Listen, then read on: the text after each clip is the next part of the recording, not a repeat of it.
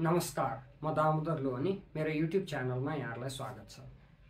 तपाईहरु यो भिडियो हेर्दै हुनुहुन्छ भने तपाईहरु पनि फ्लटर र डार्ट के हो, कसरी लर्न गर्ने, कसरी सिक्ने भनेर क्युरियस हुनुहुन्छ।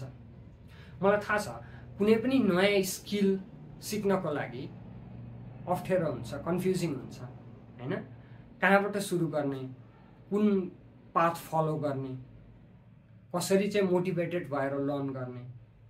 म पनि त्यहाँ पुगेको छु। मैले पनि यो फिलिङ, मलाई पनि यस्तो फिलिङहरु आएको छ मैले धेरैवटा स्किलहरु सिक्दाखेरि, हैन? त्यही भएर यो फ्लटर र डार्ट सिक्न चाहनेहरुको लागि चाहिँ मैले सोलुसन लिएर आएको छु। त्यो हो 30 डेज मास्टर फ्लटर। के हो त 30 डेज मास्टर फ्लटर? यो कम्प्लिटली फ्री 30 दिनको एउटा जर्नी हो जसले चाहिँ तपाईलाई डार्ट र फ्लटर सिकाउँछ। तपाईहरु रेडी हुनुहुन्छ त? यो कोर्स चाहिँ अलि स्पेशल तरिकाले डिजाइन गरेको छु मैले।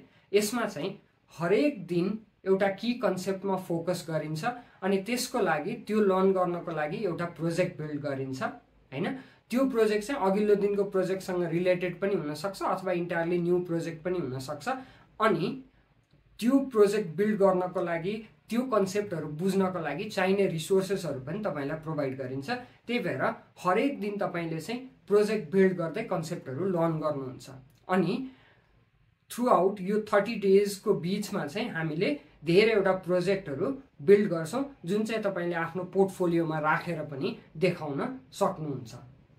फ्लटर एन्ड डार्ट चाहिँ किन यति पपुलर, किन यति इन्ट्रेस्टिङ हुँदै गइरहेको छ भने यो चाहिँ सिम्पल अनि पावरफुल छ, हैन? डार्ट ल्याङ्ग्वेज सिम्पल छ, इजी टु लर्न, तर धेरै पावरफुल र फ्लेक्सिबल पनि छ।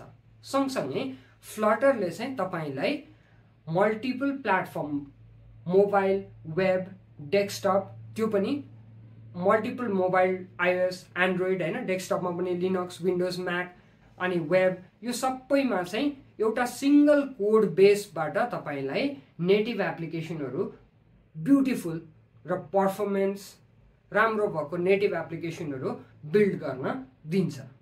यो 30 दिनको कोर्स सकाइसक्दा तपाईहरुसँग आफ्नै फ्लटर एप्लिकेसन, आफ्नै एप्लिकेसनहरु बिल्ड गर्ने कन्फिडेन्स पनि हुन्छ र सँगसँगै फ्लटर एप्लिकेसनले कसरी काम गर्छ, कसरी यसले परफर्म गर्छ, कसरी यो बनेको हुन्छ त्यसको अन्डरस्ट्यान्डिङ पनि हुन्छ।